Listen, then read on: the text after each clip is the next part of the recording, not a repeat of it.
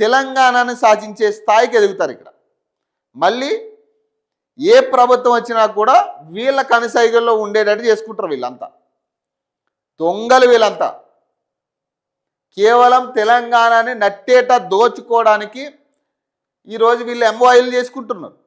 ఇక ఎక్కడెక్కడ భూములు ఉన్నాయో, ఎక్కడెక్కడ ఖాళీ జాగాలు ఉన్నాయో రేవంత్ రెడ్డి ఇప్పటిదాకా చూసుకుని వచ్చిండు జిల్లాల స్థాయి పర్యటనలో.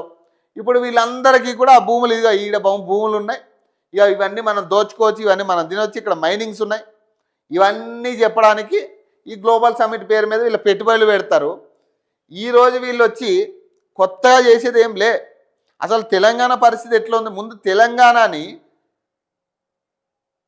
ఇన్వెస్ట్మెంట్స్తో కాదు ఫస్ట్ చేయాల్సింది. ఇక్కడ సమస్యలు ఏమున్నాయి, అభివృద్ధి ఏం జరగాలి, అసలు 10 ఏళ్లలో ఏం జరగలేదు కాబట్టి 2 ఏళ్లలో నువ్వేం చేసినావు, ఇవి మనం చెప్పాల్సింది.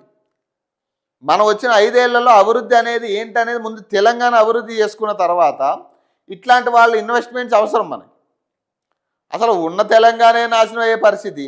రైతాంగం బాలేదు, హాస్పిటల్స్ బాగున్నాయి అంటే అవి బాలే, స్కూల్స్, గవర్నమెంట్ స్కూల్స్ దరిద్రమైన పరిస్థితిలో ఉన్నాయి, ఇప్పుడు దీన స్థితిలో ఉన్నాయి.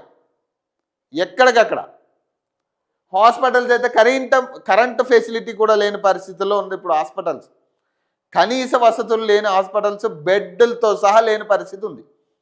వీటన్నిటినీ ముందు మనం అభివృద్ధి చేసుకున్న తర్వాత రైజింగ్ తెలంగాణ గురించి 2047 అంటే 23 సంవత్సరాల తర్వాత గురించి ఆలోచించాలి.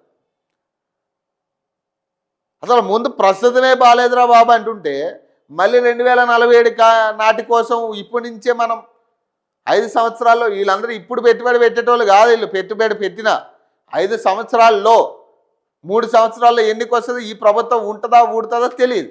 మళ్ళీ ఈ ఎంఓఐల గురించి అంతే ఉత్తిత్ మాట, ఇది ఏముండదు.